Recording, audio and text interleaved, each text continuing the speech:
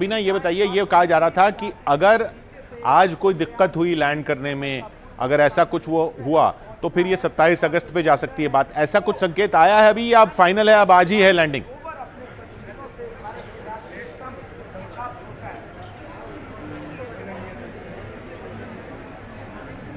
सबीना, आवाज आ रही मेरी? जी जी किशोर, मैं सुन पा रही हूँ। माफ कीजिएगा, सवाल एक बार फिर से क्या आप दोहरा सकते हैं? क्या वहां पर कोई इंडिकेशन दिया है कि आज ही फाइनल है लैंडिंग? क्योंकि पहले यह भी था कि अगर आज नहीं हुआ तो 27 अगस्त पे टल सकती है, क्योंकि लेकिन अब तो वक्त काफी कम रह गया, अब आज फाइनल मानी जाए? जी जी जी किशोर, देखिए ऑफ द कैमरे के पीछे हमारे कुछ इसरो के वैज्ञानिकों से बातचीत हुई। हालांकि हमने कहा कैमरे के सामने आए तो उन्होंने कहा कि अभी ये वक्त नहीं है। यहाँ पर लैंडिंग को लेकर हमारा पहला सवाल यही था कि क्या आज ही फाइनल लैंडिंग होगी, तो उन्होंने कहा ये विज्ञान है और जहां पर विज्ञान की बात होती है वहां पर कुछ भी फाइनल कहना, और खासतौर से ऐसे वक्त में जब आखिरी के जो 15 मिनट होंगे, लैंडर विक्रम सारी जिम्मेदारी अपने ऊपर ले लेगा, अभी भी कोई संकेत शुरू हो जाएगी। डॉक्टर साहब, क्या अभी भी कहा जा सकता है कि आज के बाद टाला जा सकता है या आप फाइनल माना जाए? क्योंकि एक तो फैसला लेना पड़ेगा ना। जहां तक मेरी जानकारी थी कि जो तकरीबन 2 घंटे पहले तक हाँ, इसरो डिसाइड करेगा कि हम इसको पोस्टपोन करें या नहीं करें, क्योंकि जो लास्ट के आप 15 मिनट की जिनकी बात कर रही हैं उस वक्त तो टोटली वो ऑटोनोमस मोड में चला जाएगा। हाँ, तब तो कंट्रोल ही नहीं कर पाएंगे। उस टाइम कोई कमांड दी नहीं जाएगी। जो उसके अंदर लॉजिक है, एल्गोरिथम्स हैं, जो उसके सेंसर्स हैं, वो आपस में जो दिशा उनको निर्देश दिए उसके अनुसार काम करेंगे। अगर आज से टलना होता तो अब तक पता चल गया होता। जहां तक मैं समझ पा रहा हूं कि अगर टलना होता तो अब तक इसरो उस बात को बताता। क्योंकि अगर 15 मिनट की बात करें, जो आखिरी 15 मिनट की बार बात हो रही है, आखिरी 15-20 मिनट जो है, 15 मिनट जो है, वो उसमें वो अपने एल्गोरिदम से चलेगा लैंडर, उसमें फिर साइंटिस्ट का कोई कंट्रोल नहीं है। तो कंट्रोल कहां तक है? जहां तक वो कक्षा से उसको नीचे छोड़ेंगे तब वहां तक वो कमांड जाएगी।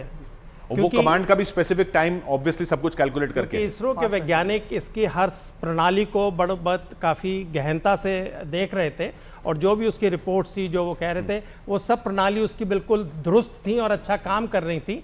तो उसी के बेस पे ये था कि अल्टीमेटली वो चिन्हित करेगा कि कहाँ उसको लैंड करना है। अगर वो जो चिन्हित जगह को कर लेगा तो उसको फिर वो ऑटोनॉमस मोड में चला जाएगा। अगर वो जगह को चिन्हित नहीं कर पाएगा और इसरो समझेगा कि ये जगह ठीक नहीं है, तो इन्होंने ऐसा निर्णय लेने का था कि फिर हम इसको पोस्टपोन कर देंगे। जी हाँ, तो अब आखिरी जो 20 मिनट हैं एक बार फिर उनको समझने की कोशिश करते हैं, क्योंकि उसी वक्त के करीब हम पहुंचते जा रहे हैं। चंद्रयान 3 की लैंडिंग से ठीक पहले का आखिरी 20 मिनट का वक्त बेहद अहम होने वाला है। आखिरी 20 मिनट में, अंतिम के 52 सेकंड में लैंडर यह तय करेगा कि उसे वो 4 किलोमीटर के दायरे में किस जगह उतरना है। 4 किलोमीटर बाय 2.5 किलोमीटर का दायरा है, उसमें किस जगह उतरना है। ये शाम 5:44 पर लैंडिंग प्रक्रिया शुरू होगी। 5:44 पर मतलब ये कमांड दी जाएगी उतरने की। अब पहले लैंडर 90 डिग्री, पहले तो लैंडर ऐसे घूम रहा है, फिर उसको सीधा किया जाएगा। 90 डिग्री पर लैंडर को उसको सीधा किया जाएगा। उसके बाद ये इंजन एक्टिवेट होंगे, जो थ्रस्ट छोड़ेंगे, थ्रस्टर से ऐसे होंगे एक्टिवेट, ताकि वो स्पीड कम हो। जी बताएं अमन। एनिमेशन का मुझे नहीं पता किस मतलब कैसे बनाई है ये। तो ये थ्रस्टर जो है एंट्री के टाइम पे ही स्टार्ट हो जाएंगे, क्योंकि थ्रस्टर ही उसकी स्पीड को कम करेंगे। थ्रस्टर स्पीड को कम पहले मतलब ये पहले वो हॉरिजॉन्टल चलेगा, ऐसे चल रहा है। यस हाँ। यहाँ पे थ्रस्टर ऑन हो गए, उसकी स्पीड कम होनी शुरू हुई। ठीक है, धीरे धीरे क्या करेंगे, जैसे वो 25 किलोमीटर से हमारा 7.7 किलोमीटर पे आएगा वो, हाँ, उस टाइम पे हम इसको ओरिएंट करेंगे 50 डिग्री, हम इसको मून की साइड रोटेट करेंगे। अच्छा, हॉरिजॉन्टल वेलोसिटी है उसको कम करेगा। अच्छा, पहले ये ऐसे चल रहा है, जो रफ ब्रेकिंग फेज जो है, जो थ्रस्टर ऑन होगा उसमें इसकी हॉरिजॉन्टल वेलोसिटी को काफी कम करेगा और उसके साथ थोड़ी बहुत उसकी जो ऑल्टीट्यूड है वो भी कम होगी। लेकिन उसके बाद उस टाइम जब अगली फेज में जाएगा तो फिर इसको टिल्ट करेगा। मतलब आप जो कह रहे हैं पहले पैरेलल है वो मून की सरफेस के, वो फिर वो टिल्ट होगा और उसके फिर परपेंडिकुलर आएगा। तो वहाँ पे वो उसकी हॉरिजॉन्टल वेलोसिटी को कम करेगा। जब वो परपेंडिकुलर हो जाएगा तो उसकी फिर वर्टिकल वेलोसिटी मींस ऑल्टीट्यूड को कम करने में भी ये थ्रस्टर का यूज़ होगा लास्ट के कुछ तकरीबन 90-100 फीट तक। उसके बाद उसको नहीं करेंगे। तो मतलब ये अब जो मुझे अभी तक समझ में आया वो ये कि ये यूं चल रहा है, मून है। हाँ ये मून है, के ठीक है। ऐसे चल रहा है। एक मिनट मैं एक मिनट आप तक क्लोज कैमरा आने दीजिए। हाँ जी, आशीष जी तक कैमरा क्लोज कीजिए। जैसे कि मैं आपको बताना चाह रहा था, मान लीजिए ये हमारा मून है, मून का हमारा ये सरफेस है, ये मून का सरफेस है, ठीक है। अभी हमारा ये जो है ये इसके अराउंड ऐसे ऑर्बिट चक्कर लगा रहा है, हाँ ठीक है। ठीक है। अब जब ये एक सतह पे एक पोजीशन पालेगा, जैसे सर ने बताया है अभी, तो वो अपनी इस पोजीशन पे आ जाएगा, ताकि वो उसकी जो लेग्स है, अब वो लेग्स किस तरफ से खुलेंगे, जैसे आप पिक्चर में देख भी पा रहे हैं, हाँ। नीचे की तरफ से खुलेंगे, हाँ। तो उसको ऐसे होना पड़ेगा, ऐसे के बजाय। हाँ। तो ऐसे होने के लिए, ताकि वो एक शिफ्ट आराम से एक सॉफ्ट लैंडिंग कर पाए लेग्स के थ्रू, तो इसलिए इस पोजीशन पे आना बहुत हाँ, जरूरी मतलब अभी अगर ऐसे है, हाँ। वो अगर Parallel है। ऐसे में अगर उसकी लेग्स खुल गई, हाँ जी। तो वो कोई फायदा नहीं होगा। उसको पहले सीधा करना पड़ेगा लेग्स की तरफ, फिर वो नीचे आएगा। बिल्कुल जी। अब इसमें भी ये कहा जा रहा है कि इस बार ये पॉसिबिलिटी है, या जो पिछली बार नहीं थी, कि वो आखिरी मोमेंट पे भी कुछ शफल कर सकता शफल कर सकता है, जगह बदल सकता है। राइट, ये बिल्कुल हो सकता है जी। और ये अपना आप जो अभी तक हम सुनते हुए आ रहे थे कि ये जो हमारा मिशन है ये पोस्टपोन होकर 27 को भी हो सकता है। क्यों? क्योंकि उसमें ऐसी कमांड डाली गई, ऐसी एल्गोरिथम डाली गई है, जिस वजह से अगर उसमें कोई भी तकनीकी दिक्कत लगती है, उसको लगता है कि वो सरफेस पे लैंड नहीं हो पा रहा, बहुत चीज़ें, क्योंकि वहाँ पे क्रेटर्स भी हैं, बहुत चीज़ें हैं सर, जो सरफेस बनाया गया है, वो सरफेस अगर उसको जब तक सेफ नहीं लगेगा लैंड होने के लिए, वो उसके लिए पॉसिबिलिटी नहीं बन पाएगी इजीली और सॉफ्ट लैंडिंग करने के लिए। तो इस वजह से इस बारी विक्रम में, क्योंकि मैं लैंडर की जगह विक्रम कहना पसंद करूंगा जी, और रोवर की जगह प्रज्ञान कहना पसंद करूंगा, क्योंकि उससे मेरा कुछ ज़्यादा जुड़ाव नजर आता है। तो इस बार ये विक्रम साराभाई जी के नाम पे विक्रम और प्रज्ञान तो बड़ा एक संस्कृत का शब्द है, जिसके मायने हैं कि विजडम, एक अद्भुत, मतलब काफी जानकारी। तो प्रज्ञान, और जो प्रज्ञान के पास जानकारी, और बेसिकली वही जानकारी इकट्ठी करेगा। तो इस बार काफी तरह के सेंसर लगाए गए हैं, और वो जो सेंसर जो हैं वो रियल टाइम वहाँ से डेटा लेंगे, और जो ऑन बोर्ड कंप्यूटर जो लॉजिक है उस पर एनालाइज करेंगे, और लास्ट मिनट भी वो चेंजेस कर सकते हैं। पर आपने कहा कि आखिरी 15 मिनट में तो यहाँ से कंट्रोल होगा नहीं, वो सब पर उसका ऑन बोर्ड जो करेगा ही।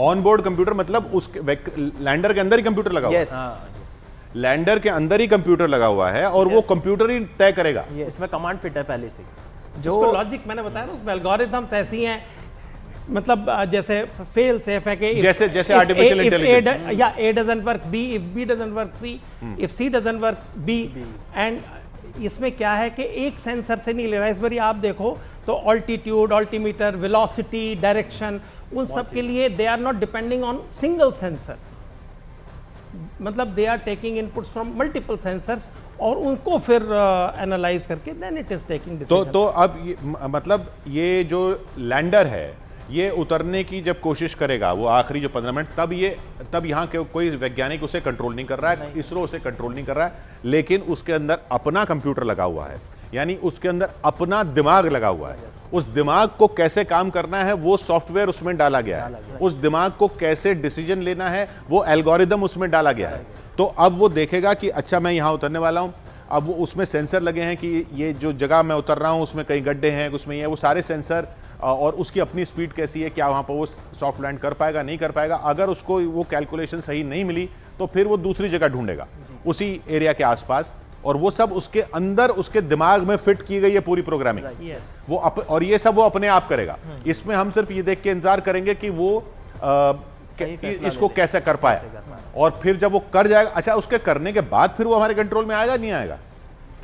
जब वो लैंड कर जाएगा, जब हमारा विक्रम लैंड कर जाएगा तो उसके बाद रैंप खुलेगा, और रैंप खुलने के बाद जो प्रज्ञान है वो बाहर आएगा, और जो बाहर आएगा तो उसका जो सोलर पैनल है वो खुलेगा, और जो 6:04 का जो वक्त मुकर्रर किया गया है उस टाइम वहाँ सूर्योदय हो रहा होगा जी, उस टाइम वहाँ सुबह होगी, तो वहाँ सनलाइट होगी, तो वहाँ से वो एनर्जी लेगा, वो तकरीबन 50 वाट एनर्जी को जनरेट करेगा उसका जो सोलर पैनल है। इस बारी सोलर पैनल भी बड़ा बनाया गया है, ठीक है, और तो उसके बाद उसकी जो एनर्जी आएगी उससे जो भी उसको एक्सपेरिमेंट्स करने हैं वो अपना प्रज्ञान जो है तब हमारा कंट्रोल होगा नहीं होगा क्योंकि फिर वो कम्युनिकेट करेगा अपने विक्रम से, और विक्रम कम्युनिकेट करेगा फिर अपने चंद्रयान 2 के मॉड्यूल से भी, और ये जो है जो प्रज्ञान है ये सिर्फ विक्रम से कम्युनिकेट करेगा। तो जो प्रज्ञान विक्रम के अंदर से निकलेगा वो सिग्नल भेजेगा विक्रम को, Yes. विक्रम सिग्नल भेजेगा ऑर्बिटर को जो चंद्रयान 2 में गया था,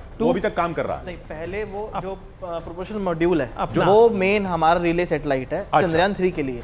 अगर उसमें दिक्कत आती है तो वो बैकअप, तो वो डबल चंद्रयान है। 2, हाँ, तो वो दोनों तो ये यहाँ के जो कक्षा में प्रोपल्शन मॉड्यूल चल रहा है, घूम रहा है चांद के आस, तो उससे वो contact as a relay satellite work करेगा। वो satellite विक्रम लैंडर प्रज्ञान को देगा, फिर प्रज्ञान जो है सेंटर में पहुंचाएगा, कमांड सेंटर में देगा। इसरो सेंटर में जाएगा। मेरा पूछने का मकसद ये कि इसरो सेंटर से फिर जब प्रज्ञान उतर चुका होगा तो इसरो सेंटर से उसको कहाँ जाना है कहाँ नहीं जाना है वो कंट्रोल किया जा सकेगा। यस, कि अच्छा वो देखेगा कि अच्छा यहाँ पे क्या दिख रहा है, वहां से सब कुछ लाइव तस्वीरें भी आएंगी। उसको तो 15 दिन तक एक्सपेरिमेंट करने हैं, वो यहाँ से कमांड्स वो लेगा। सारे कमांड यहाँ से। क्योंकि अगर आप रियल टाइम देखो, अगर यहाँ से कोई कमांड दी जाए तो उसको जाने और आने में तकरीबन 5-7 मिनट लगते हैं।